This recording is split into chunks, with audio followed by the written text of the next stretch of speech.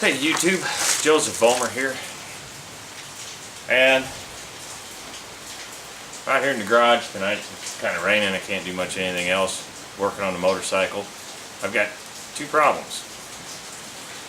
One, I don't have any low beam headlights. Now, I thought I had one bulb that was low beam, one bulb that was high beam initially, because when you turn on low beams, one of them was on, and you turn on the high beams, you get both.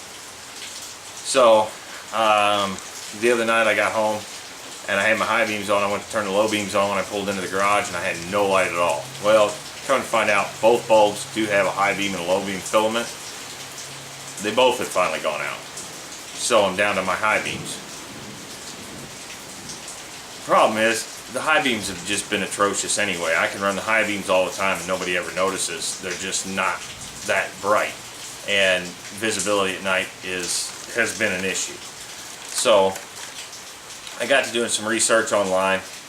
Would have loved to have found a Daymaker headlight, or a set of Daymaker headlights for this bike, but unfortunately Daymaker does not make a headlight for this bike. So I got to doing some searching on Amazon, and I found some replacement LED bulbs, and we're going to try them out and see if they make a difference. So these are, I'll open them up here for you. These are the Catinbow LED headlight bulbs. They are a 9003 is what I needed. They say they are 9 to 36 volt. They are IP68 waterproof, dustproof, vibration resistant. It is a Cobb LED chip in there, and they are a 6000 K color temperature. And they are rated for, what is that, 30,000 hours. I don't know if you can see that. That's all the information on them. So open them up, and they do come very nicely packaged. They've got them in foam here in the box. They've got these fan units, these cooling fans, presumably to help with the life. They have three separate LED chips in there. So I'm going to, and then they just plug into your existing 9003 pigtail. So I'm going to get these installed, and we'll come back and I'll get one installed, and we'll see how much of a difference it makes from the high beam. We'll see how much of a difference it makes from the old high beam to the new one. Be back in a minute. Alright guys, so what I didn't realize, quick update, I'll show you before I put this one in. On this bike, they've got the rubber boots that fit over the headlight to seal it into the housing to keep water from getting in. In order to get that onto these bulbs, this front piece, all you have to do is rotate it.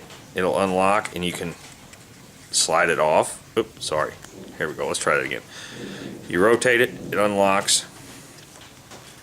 Then you can slide it off, and the boot is actually on top of it at this point in time. Then you just slide it back on, lock it in place. You just want your top tab, I don't know if you guys can see that, this top tab you want aligned here so that it throws the light sideways and down. I mean, you can play with it to get it however you want. Now, what I did not realize on this bike, the 9003 is not the factory headlight that came in this bike. Somebody put 9003s in the bike, and in order to do that, they had to trim off two of the tabs. Now, by doing so, I avoided my warranty on these, I'm sure, because I modified the lights. So I wouldn't recommend doing that.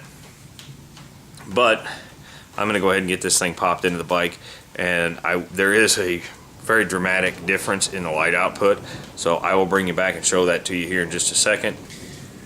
Alright guys, so I've got one of the two lights installed. I'm going to turn them on here in just a second and let you see there is quite a dramatic difference between the LED and the halogen as far as color temperature and I think brightness.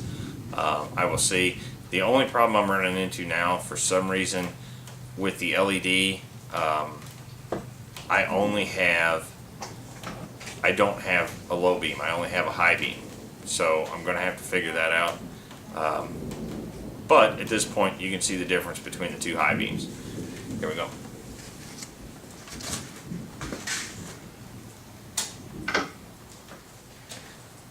As you can see, I don't know how well this is showing up, but the one on this side is the new LED. The one on the other side, on the opposite side, is the halogen.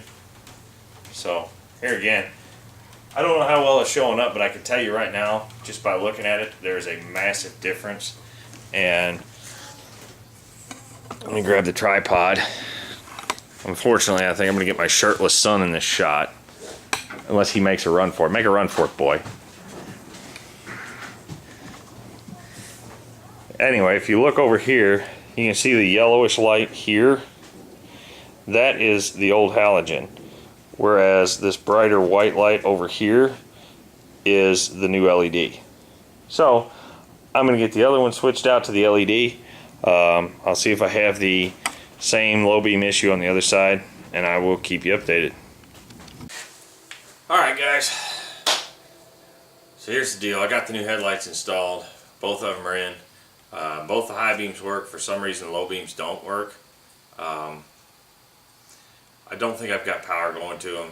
I've been digging into it tonight, and I'm going to call it a night on that one for now. I'll keep you updated on what I find there.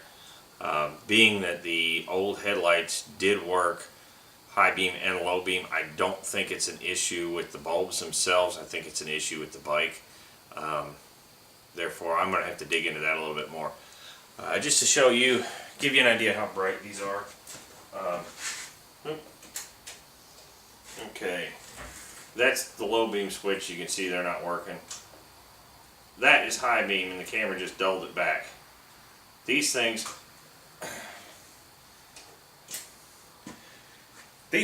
are incredibly bright compared to the old ones. The color's a lot better. They're a lot whiter light. I don't necessarily, just the way things work, I don't generally end up riding at night a lot. But when I do, I like to be able to see. The farther ahead of me I can see, the safer I feel. That way I have more time to react to obstructions or obstacles in the road, if that makes sense. Because you have to keep in mind, there's a lot of obstacles you can hit in a car.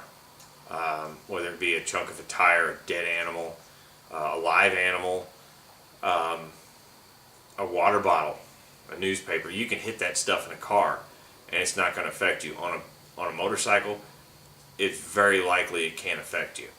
So, you know, you have to keep that in mind. I do like being able to see farther at night. That way I can I have more time to react. Long story short, I think they're going to work well.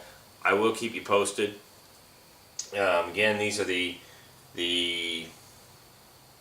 Catinbow, I believe is how you pronounce it, lights. I showed you at the beginning. Got them on Amazon with shipping, with 2-day shipping, because I'm no longer a Prime member. So with 2-day shipping, I think they cost me about $34 for the pair, and the 2-day shipping was great. We'll see how long they last. I saw some complaints on Amazon about how loud the fans were. Even with my head in the fairing earlier, trying to diagnose my issue with my power, they were barely noticeable. So I don't know, you know, they do have multiple speeds, so maybe they weren't on high, but I really don't see how that's an issue. I can tell you right now, on this bike, cooling is not going to be an issue because you get so much airflow up underneath that fairing. You probably get more airflow past the back of those fans than you would if they were in a car. So, like I said, I'll keep you posted on exactly how well they work, how I like them. Do me a favor, guys. Rate the video. If you have any questions, drop them in the comments section for me. And if you haven't already, please subscribe to the channel and click the little notification bell right next to the subscribe button. That way you get all the updates on recent videos I post or new videos when they come out. And guys, I do appreciate you watching the videos. I appreciate the guys that subscribe to the channel.